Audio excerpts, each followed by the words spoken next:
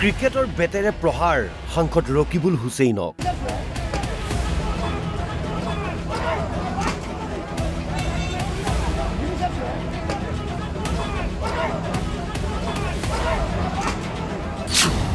ৰকিবুলৰ দেহৰক্ষীকো প্ৰহাৰ দুৰ্বৃত্তৰ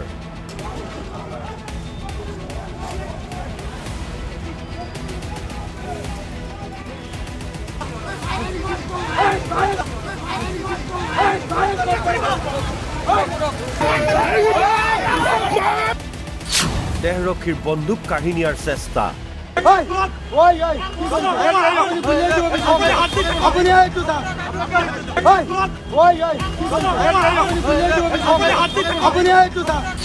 নগাঁৱৰ ৰূপহীত ভয়ংকৰ ঘটনা নগাঁৱৰ ৰূপহীৰ গুণাবাৰীলৈ এখন সভাত অংশগ্ৰহণ কৰিবলৈ গৈছিল সাংসদ ৰকিবুল হুছেইন কিন্তু সভাস্থলীলৈ 2-3 কিলোমিটাৰমান বাকী থকা অৱস্থাতেই ৰূপহীহাট নতুন বজাৰত আক্ৰমণৰ সন্মুখীন হয় সাংসদগৰাকী মুখত কোলা কাপোৰ পিন্ধা দুৰ্বৃত্তই আক্ৰমণ কৰে ৰকিবুল হুছেইনৰ লগতে তেওঁৰ দেহৰক্ষী আৰু পুত্ৰ তানজিল হুছেইনৰ তিনিখন আমাৰ মটৰচাইকেলেৰে মোৰ সিকিউৰিটি দুজন আৰু মই আৰু তানজিল আৰু এখনে লৈ আমি আহি আছিলোঁ আহি থাকোঁতে পুলিচে আমিও গম পাইছিলোঁ তাত ৰখি আছে বুলি কিন্তু এনেকৈ ব্যক্তিগত গাত মাৰি পেলোৱাৰ বুলি আমি ভাবা নাছিলোঁ এছপিক যেতিয়া ক'লোঁ এছপিয়ে ক'লে যে মই ওচিক কৈ দিছোঁ আৰু সেইমতে মই এজন ছিনিয়ৰ মানুহ মই আগতীয়াকৈ যোৱাকালিও কথাখিনি জনাইছোঁ লিখিতভাৱে জনাইছোঁ আৰু এইখিনি আপোনাৰ ওচিক মই কথা পাতিলোঁ ওচিয়ে ক'লে যে আপুনি আহক আহিলে আমি আপোনাক ৰূপহী তিনিআলিৰ পৰা আমি লৈ যাম মিটিঙলৈকে থৈ দিম অলপ দূৰ লাগে তাৰপিছত মই অহা ৰাস্তাত আকৌ ওচিক ফোন কৰিলোঁ ওচিয়ে কৈছে যে মই তিনিআলিত ৰখি আছোঁ আপুনি আহক মই তিনিআলিত আহি যেতিয়া মই মটৰচাইকেল দুখনত উঠি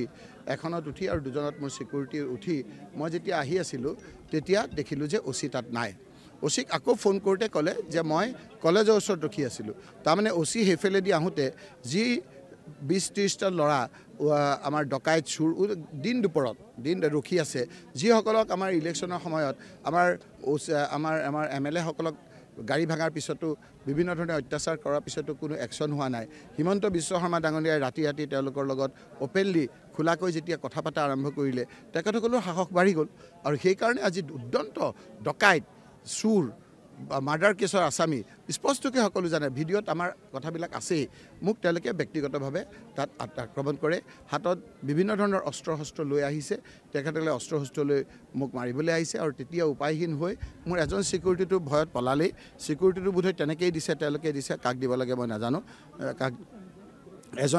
এজনৰ লগত একেবাৰে তেওঁ হেতা ওপৰত লগাইছে তেওঁৰ গুলিৰ শব্দও মই শুনিছোঁ বোধহয় ওপৰলৈ দিছে তাৰপিছতে আমাৰ যি তিনিখন আমাৰ মটৰচাইকেল আহিছিল সেই মটৰচাইকেলখিনি স্কুটাৰখিনি আপোনাৰ ভাঙিছে মই যেতিয়া তাৰপিছতো স্কুটাৰতে বহি আছোঁ তাৰপিছত মোক তেওঁলোকে হত্যা কৰিবলৈ বিচাৰিছে বিভিন্ন অস্ত্ৰৰে মোক মাৰিবলৈ বিচাৰিছে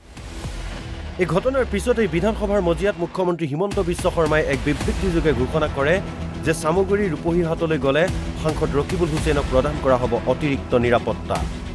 মই এটা সৰু ষ্টেটমেণ্ট পঢ়ি দিছোঁ আজিৰ দিনৰ 2:30 বজাত মাননীয় সাংসদ ৰকিবুল হুছেইন ডাঙৰীয়াই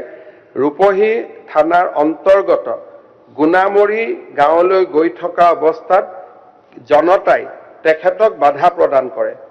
তেতিয়া তেওঁৰ লগত থকা দেহৰক্ষী PSU এজনে চাৰিজাই ব্লেংক ফায়াৰ কৰে কলা নে বগা মানিছে মই নাজানো আৰু মানুহে হ'ব আৰু কলাই আক্ৰমণ কৰিলেতো কলা কাপোৰে ল'ব আৰু কোনেনো CCTVত আহিবৰ কাৰণে বগা কাপোৰ পিন্ধি ল'ব মই বুজিছোঁ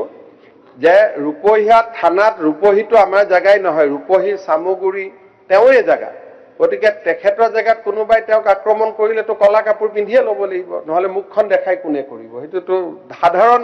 প্ৰত্যেকজন মানুহে কৰে কিন্তু পুলিচে লগে লগে গুলী চালনা কৰিলে বৰ্তমান সাংসদগৰাকীয়ে গুণাবৰী গাঁৱত মিটিং কৰি আছে আৰু SP তাতে নিজে উপস্থিত আছে অৰ্থাৎ তেখেতৰ নিৰাপত্তাৰ সম্পূৰ্ণ ব্যৱস্থা SPয়ে নিজে ওপৰত থাকি কৰিছে আৰু মই আপোনালোকক প্ৰতিশ্ৰুতি দিছোঁ যে ৰকিবুল হুছেইন নগাঁও সামগুৰি ৰূপহীত গ'লে তেওঁক আমি সিকিউৰিটিটো আৰু অলপ বঢ়াই দিম কাৰণ মই দেখা পাইছোঁ যে যোৱা এবছৰত কেইবাটাও ঘটনা এনেকুৱা হৈছে সামগুৰি ৰূপহীত গ'লেই কিবা নহয় কিবা এটা খেলিমেলি হয় মই কাৰণটো ক'ব নাযাওঁ but as a home minister I will ensure that he gets additional security when he visits সাংসদক দুৰ্বৃত্তৰ আক্ৰমণক লৈ প্ৰতিক্ৰিয়া প্ৰকাশ কৰে আৰক্ষী সঞ্চালক প্ৰধান হৰমিত সিঙে Two of the PSOs got slightly hurt. There was a little bit of push and a pull.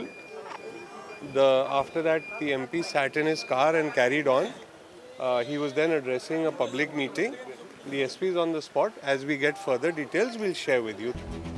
দিন দুপৰতে ৰাজপথত সাংসদ ৰকিবুল হুছেইনৰ প্ৰহাৰৰ এই ঘটনাই ৰাজ্যজুৰি সৃষ্টি কৰিছে ব্যাপক চাঞ্চল্য আৰু তীব্ৰ প্ৰতিক্ৰিয়াৰ লাউখোৱাৰ পৰা আব্দুল হান্নানৰ report Assam live 24 NB news